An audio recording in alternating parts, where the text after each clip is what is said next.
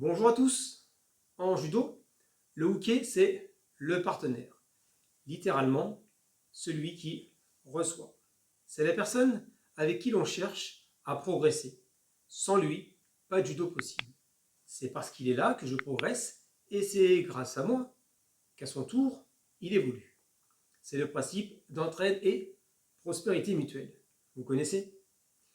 Dans cette vidéo, nous allons d'abord définir ce qu'est un bon uke. Puis nous nous amuserons, à l'inverse, à définir ce qu'est un mauvais partenaire.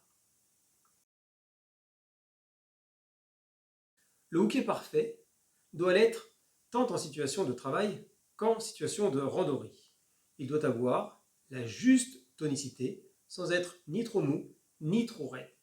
Il faut qu'il soit souple et relâché pour éviter toutes les tensions et le judo en force. Il doit aussi avoir une bonne lecture du judo pour produire les bons déplacements, être dans le bon timing et la bonne distance. C'est le concept de timing distance. En situation de travail, lors des attaques du partenaire, il veillera à ne pas bloquer et à ne pas perturber la projection par de petites esquives, ce qui, entre nous, est assez désagréable. Lors de l'attaque, il fera de son mieux pour donner une belle chute. Voilà ce qui définit, dans les grandes lignes, le bon uke en judo. Mais pour mieux comprendre, voyons maintenant ce qu'est le mauvais partenaire.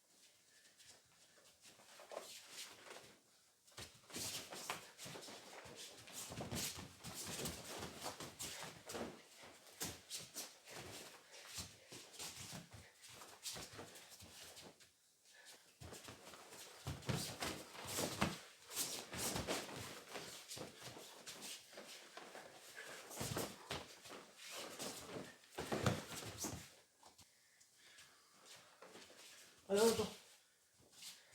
Ta main, monte ici un petit peu. Voilà. Attends. Voilà.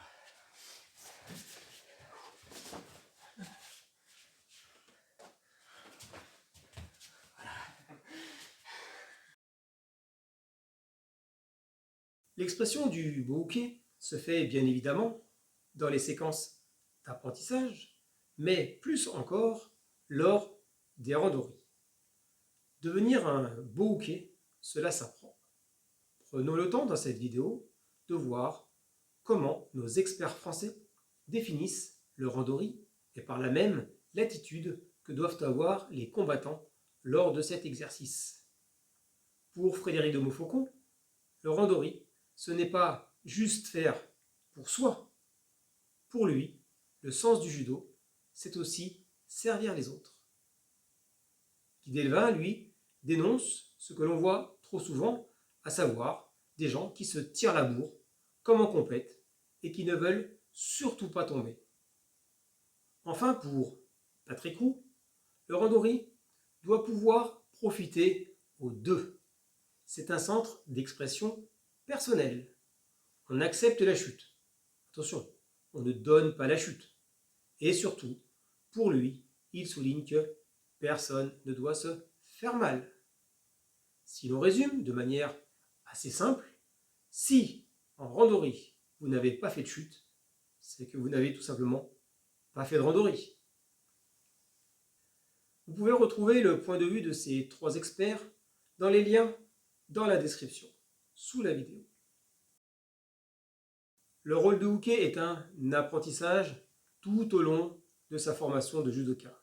C'est avant tout un état d'esprit qui doit permettre à l'autre d'exprimer au mieux son judo. J'espère que cette vidéo vous aura intéressé, qu'elle vous aura apporté quelque chose. Je vous souhaite de bons entraînements. Portez-vous bien. À très vite.